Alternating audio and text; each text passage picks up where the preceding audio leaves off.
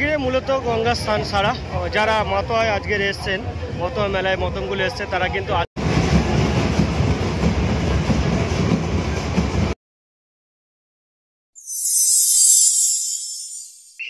এখন ঘড়িতে বাজে ঠিক ভোর 4:30, আর আমি এই ভোর 4:30 বেরিয়ে পড়ছি বারুণী মেলার উদ্দেশ্যে। প্রতি বছর চৈত্র মাসের কৃষ্ণ ত্রয়োদশীতে হয় ঠাকুরনগর বারুণী মেলা। এই মেলার অপর আরেকটা নাম আছে, সেটা হচ্ছে মাতোয়া মেলা। আজকের এই স্পেশাল ব্লগে আমি তোমাদেরকে ঠাকুরনগরের মাতোয়া মেলাটা দেখাবো। এই মেলার অন্যতম আকর্ষণ থাকে মাতম। বিভিন্ন সংঘ তারা এদের মাতম নিয়ে এই মেলাতে প্রবেশ করে। আজকের এই স্পেশাল ব্লগে এবছর আমি প্রথম তোমাদেরকে দেখাচ্ছি ঠাকুরনগরের মাতোয়া মেলা। একদম ভোর ভোর বেরিয়ে পড়েছি। আজকের আমার উদ্দেশ্য হচ্ছে বারুণী মেলা। আমি মূলত আজকে শিয়ালদা হয়ে যাব। শিয়ালদা থেকে ঠাকুরনগরের উদ্দেশ্যে ট্রেন ধরবো এবং সেখানে ঠাকুরনগর থেকে খুব কাছেই কিন্তু বারুণী মেলাটা হয়। এই মেলার অপর নাম হচ্ছে মাতোয়া মেলা। তোমরা অলরেডি অনেকে সোশ্যাল মিডিয়ায় দেখেছো। তো আজকের আমার এই ব্লগে তোমাদেরকে দেখানোর আছে বারুণী মেলাটা। তো স্টেশনে পৌঁছাবো এবং স্টেশনে পৌঁছে ঠাকুরনগর উদ্দেশ্যে একটা টিকিট নেবো এবং সোজা চলে যাবো ঠাকুরনগরে। গ্রাম্য এলাকাতে থাকি, তাই আজ গরম পড়লেও কি হবে, সকালবেলা কিন্তু কুয়াশা বেশ পড়ছে।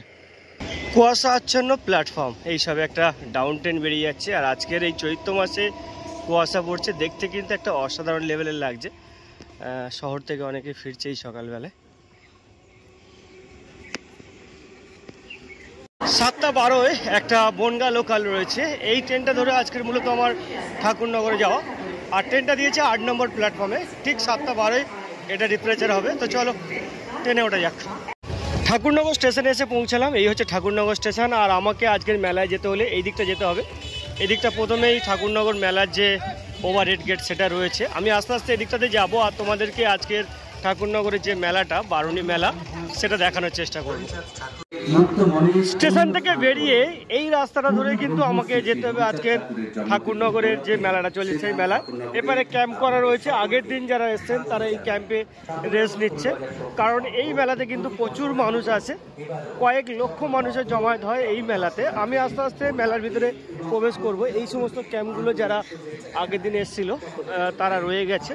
তো ঠাকুরনগরে এই ক্যাম্পগুলো তোমাকে প্রথমে দেখাই, তারপর আস্তে আস্তে মেলা দিকে প্রবেশ করবো।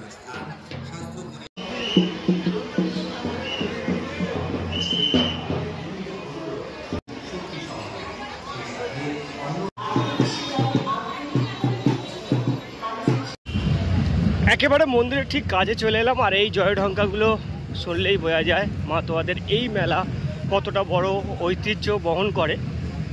সামনে যতই যাচ্ছি ততই ভিড় আস্তে আস্তে এগিয়ে আসছে। আর যারা ভোর রাত থেকে এসছিল তারা কিন্তু স্নান করে ইতিমধ্যে ফিরে যাচ্ছে। যতটা সামনে যাওয়া যায় কেবল মাতোয়াদের যে মাতম বলে সেটা কিন্তু আস্তে আস্তে এগিয়ে যাচ্ছে। আর এই যে শব্দ, এই শব্দে কিন্তু আজকের এই ঠাকুরনগর মুখরিত।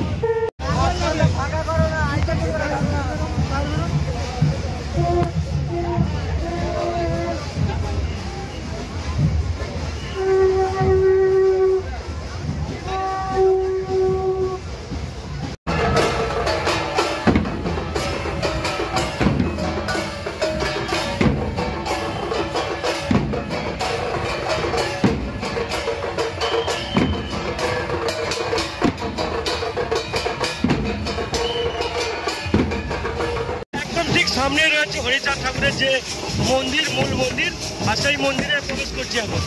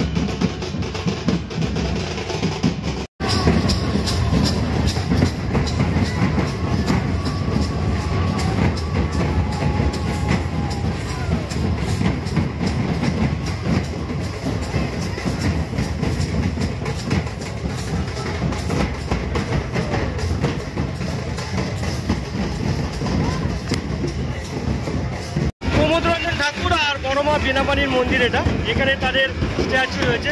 যাবতীয় মাতমগুলো যারা আসছে এরা কিন্তু এদিক দিয়ে ঘুরে ঘুরে আস্তে আস্তে গঙ্গা দিকটা যাবে এবং তারপর তারা আবার বেরিয়ে যাবে।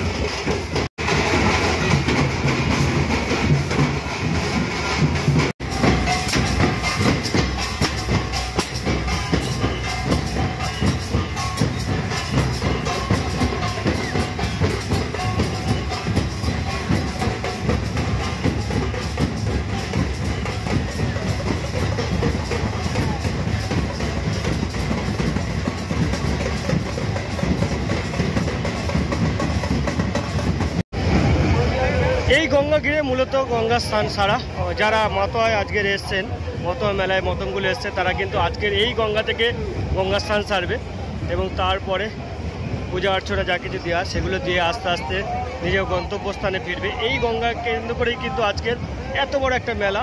আর ঠিক এই হচ্ছে মাতোয়া মন্দির।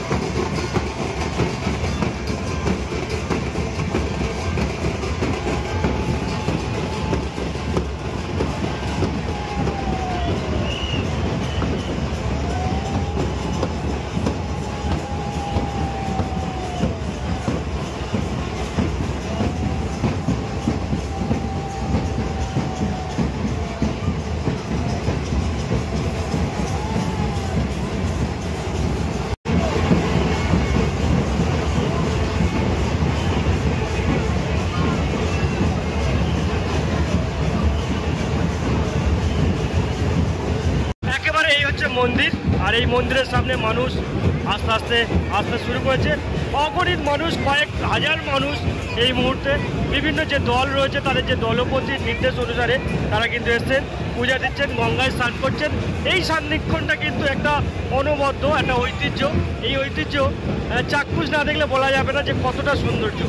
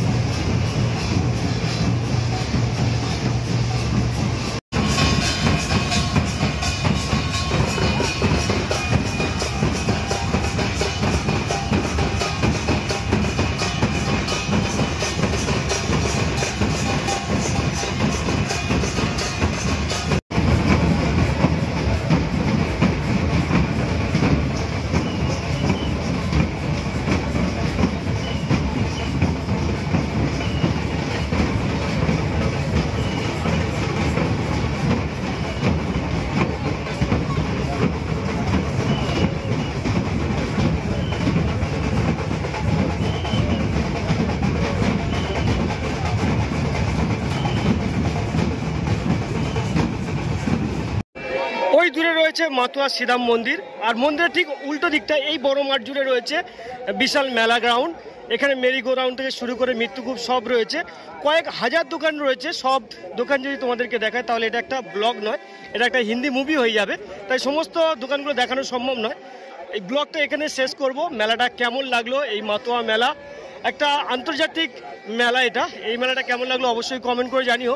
আর তোমাদের সাথে দেখা হবে নতুন কোনো জায়গায়, নতুন কোনো ব্লগে। Till then take care.